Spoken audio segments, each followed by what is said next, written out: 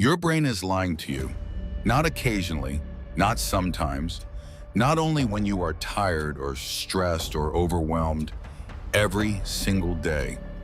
Right now, as you watch this, as you sit wherever you are sitting, your brain is running a program. A deeply sophisticated, completely invisible, relentlessly consistent program.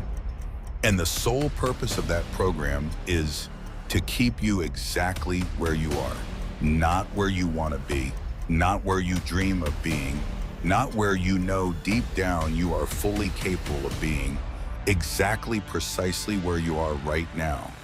And the most disturbing part of all is not that this program exists. The most disturbing part is who built it. This program was not installed by your enemies. It was not forced on you by the people who doubted you. It was not created by your circumstances, your background, your failures, or anything that happened to you from the outside. It was built quietly, carefully, layer by layer, completely automatically, by the very brain you have trusted with everything your entire life. The brain that feels like you, the brain that sounds like you, the brain that you wake up with every morning and go to sleep with every night. That brain has been working against you, and it has been doing it so skillfully, so quietly, so convincingly that you never once suspected it. Today that changes, because what I am about to show you is not theory, it is not philosophy, it is not motivation wrapped in scientific language. It is the actual neuroscience of exactly how your brain has been sabotaging you, using 3 hidden systems that are running inside you right now as you watch this. 3 systems that explain every time you procrastinated on something that mattered, every time you pulled back right when things were getting real, every time you chose the comfortable option over the meaningful one, every time you told yourself tomorrow, next week, when I feel more ready, and that tomorrow never came. I need you to understand something before we go any further. None of that was weakness. None of it was laziness. None of it was lack of character or lack of discipline or some fundamental flaw that makes you different from people who succeed. It was your brain doing exactly precisely what it was designed to do in a world it was never designed for. These systems were built into your brain millions of years before you were born. When your ancestors were not sitting at desks with goals, they were surviving on open plains, being hunted, fighting for food, navigating a world where the wrong decision meant death, not failure, not embarrassment, death. And in that world, these systems were not weaknesses. They were the difference between living and not. But you are not on those planes. You are here, with a life you want to build, with a person you are trying to become, with goals that matter to you deeply, genuinely, personally. And those same ancient systems that kept your ancestors alive are the exact reason you keep stopping right before everything could change. Stay with me through this entire video, because by the end you will understand yourself in a way you never have before. And that understanding is the beginning of everything. The first system your brain uses to keep you weak is called the comfort zone protection system. And it is operated by a small almond-shaped structure sitting deep inside your brain called the amygdala. The amygdala is one of the oldest parts of the human brain. It predates rational thought. It predates language. It predates everything you think of when you think of your mind. And its entire purpose, its only function, its singular obsession is one thing: keep you safe, not happy, not fulfilled, not growing, safe. Here is exactly how it works. Every single moment of every single day, your amygdala is scanning. It is scanning your environment, your thoughts, your plans, your decisions, all for anything unfamiliar, anything uncertain, Anything that deviates from what is already known, already comfortable, already established as safe. And the moment it detects something unfamiliar, it fires. It releases cortisol, the stress hormone, directly into your bloodstream. Your heart rate increases, your palms may sweat, your breathing becomes shallower, your attention narrows. Your body enters a state of threat response. Now here is the part that should stop you completely.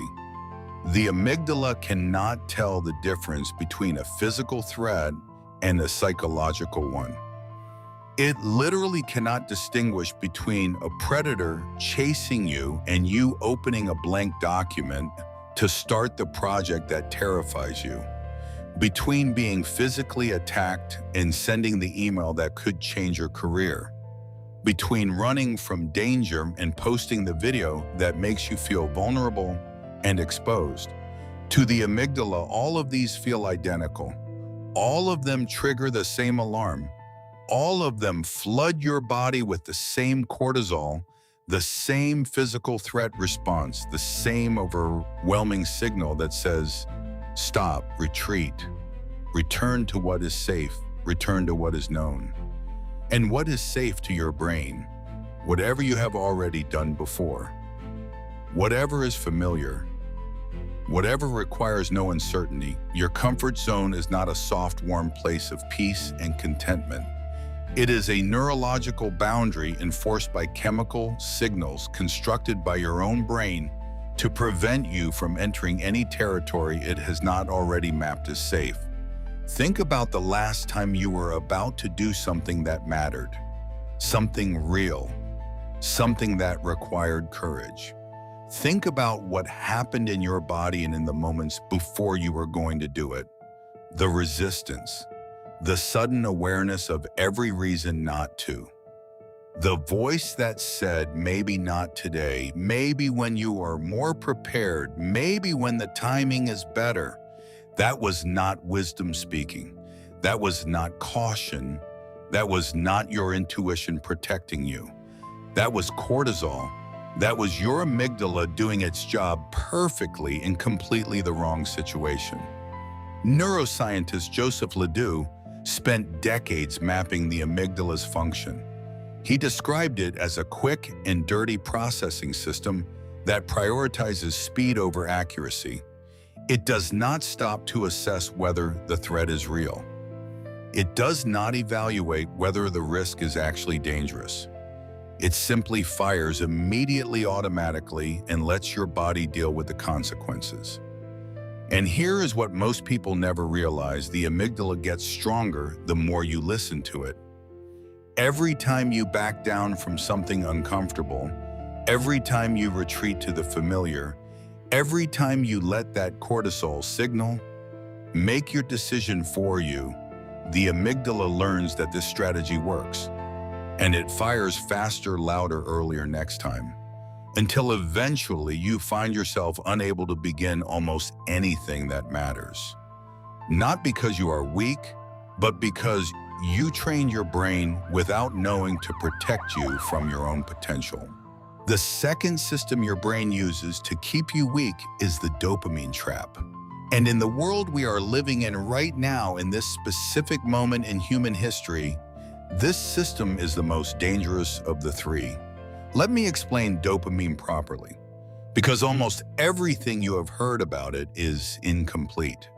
Most people understand dopamine as the pleasure chemical, the reward your brain releases after you achieve something meaningful. You work hard, you get dopamine. You reach your goal, you get dopamine. You finish the difficult thing, you get dopamine.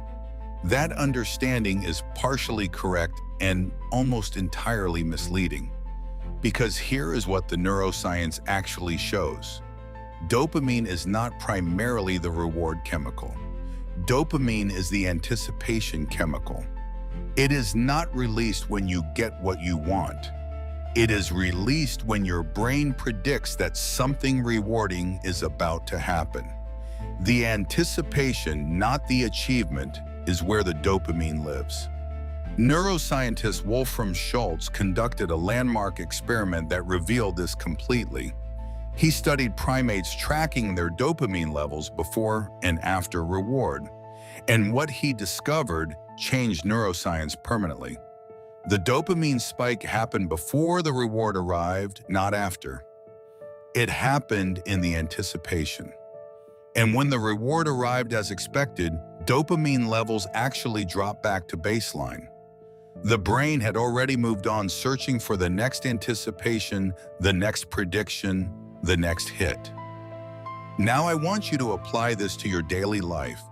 Your phone, your social media, your notifications, your endless content feed are not pleasure machines.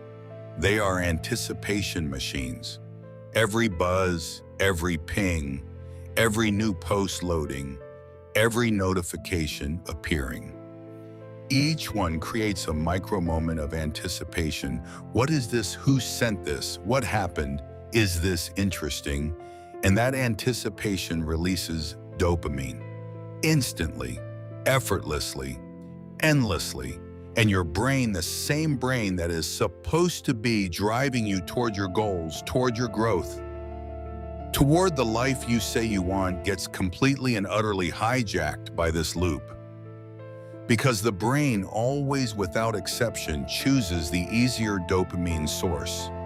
The project that could genuinely change your life requires hours of sustained, uncomfortable effort, tolerance for uncertainty, resistance to distraction, and a delayed reward that might not arrive for weeks or months. But your phone offers dopamine right now in this second, without any effort, without any discomfort, without any delay.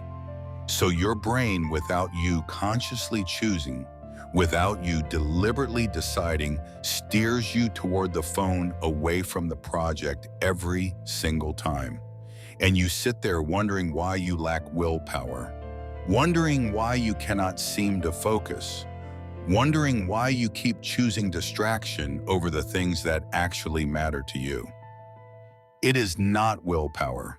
It is not character. It is a neurological hijacking being performed on you by a system that was never designed to resist what the modern world is deliberately engineering to exploit it. The companies behind every app on your phone employ teams of neuroscientists whose specific job is to maximize the dopamine anticipation loop to keep you scrolling, keep you clicking, keep you returning as many times per day as possible. They understand your brain's dopamine system better than you do, and they are using that understanding against you every single moment your screen is on. This is not a willpower problem. This is not a discipline problem. This is a system specifically engineered to exploit a neurological vulnerability that every human being has. And the first step to escaping it is understanding exactly how it works. The third system your brain uses to keep you weak is negativity bias. And this one, unlike the amygdala and the dopamine trap, does not feel like a malfunction. It feels like intelligence. It feels like realism. It feels like wisdom, which is exactly what makes it the most subtle and in many ways the most destructive of the three. Here is the science. Research in evolutionary psychology consistently shows that the human brain is hardwired to pay approximately 5 times more attention to negative information than positive. 5 times, not slightly more, not a little more cautious, 5 times more attentive, 5 times more responsive, 5 times more emotionally activated by threat, loss, and failure than by opportunity, gain, and success. This was not an accident of evolution. This was a survival advantage. In the environment your ancestors lived in, missing a threat meant death. Missing an opportunity meant only a missed opportunity. So natural selection over millions of years built brains that weight negative information catastrophically higher than positive. Because in that world, that weighting kept people alive. But you are not in that world. And that waiting in your world does something entirely different.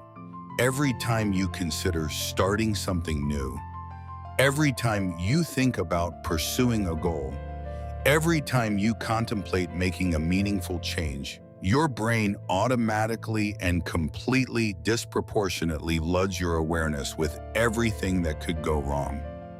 The failure, the embarrassment, the judgment of other people, the money you might lose, the time you might waste, the worst-case scenario painted in vivid, emotionally charged, completely convincing detail. And simultaneously, the positive outcomes, the success, the growth, the version of your life that becomes possible if this works, it receives a fraction of that emotional weight. It feels vague, it feels distant, it feels uncertain. While the negative outcomes feel immediate, feel vivid, feel almost certain, so you do not take the risk. Not because the risk is genuinely too dangerous, but because your brain has presented the negative with 5 times the emotional intensity of the positive, and your decision feels rational, feels considered, feels wise, when in reality it was made by a bias you never knew existed, running calculations you never consciously approved. Psychologists Roy Baumeister and John Tierney, in their landmark research on negativity bias, found that bad events have approximately 3 to 5 times the psychological impact of equally good events. One criticism lands harder than 5 compliments lift. One failure weighs more than 3 successes. One day of loss feels heavier than 1 week of gain feels light. And when you combine this with the amygdala's comfort zone enforcement and the dopamine trap's redirection of your motivation, you begin to see the complete picture of what your brain has been doing to you. 3 systems, working in perfect coordination. The amygdala blocks the start. The dopamine trap redirects the motivation. The negativity bias justifies the retreat. And together they construct a prison so sophisticated, so invisible, so completely built from the inside that most people spend their entire lives never realizing they were in one. So now you see it clearly, completely. For the first time, 3 systems, the amygdala, the dopamine trap, the negativity bias running inside you right now in this moment, coordinating silently to keep you exactly where you are. And I know what might be happening in you right now. Some of you feel relief because for the first time, something that felt like a personal failure has a biological explanation. The procrastination was not weakness. The resistance was not laziness. The retreat was not cowardice. It was a system you inherited, a system you never chose, a system that was never your fault. And some of you feel something else entirely, a kind of quiet inner anger, because you have spent years blaming yourself for something that was happening to you, not because of you.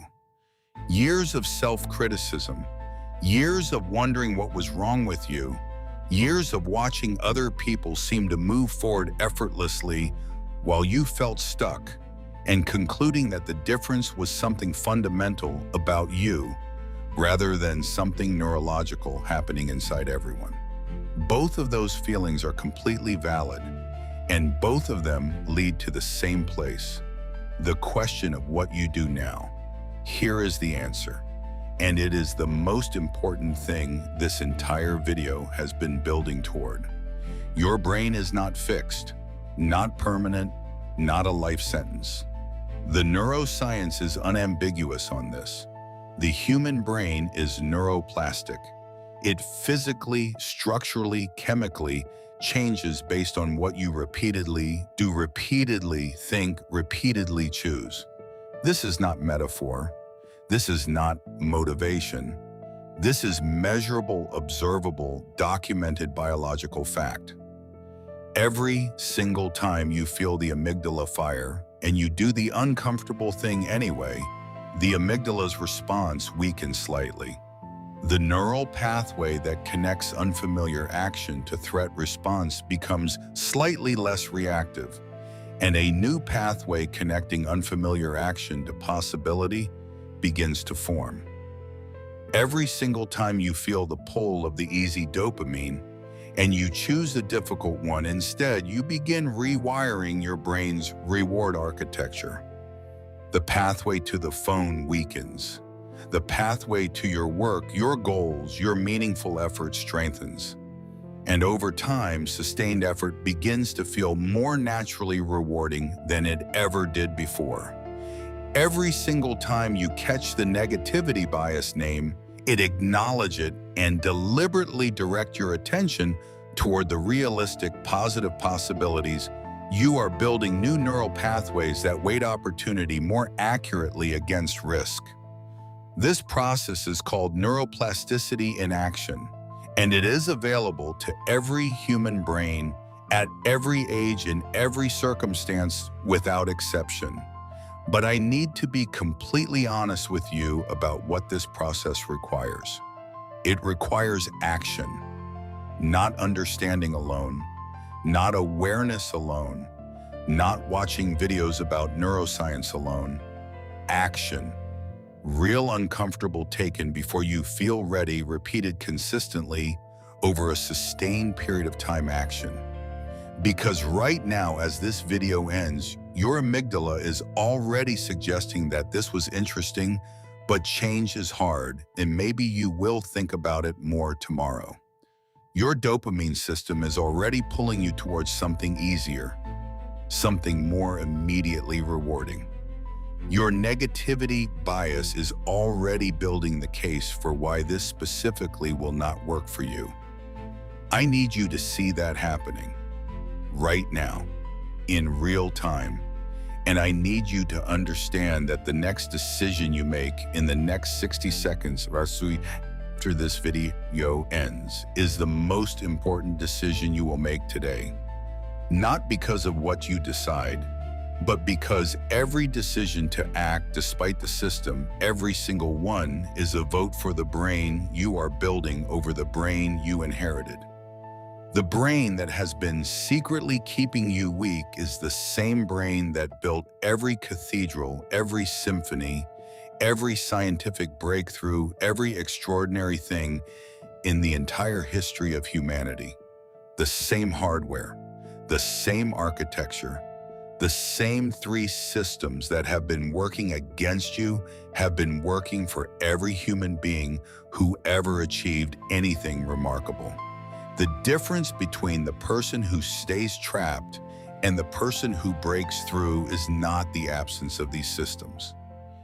It is the decision made repeatedly, imperfectly, stubbornly to act despite them. Your brain was built for survival. You were born for more than survival.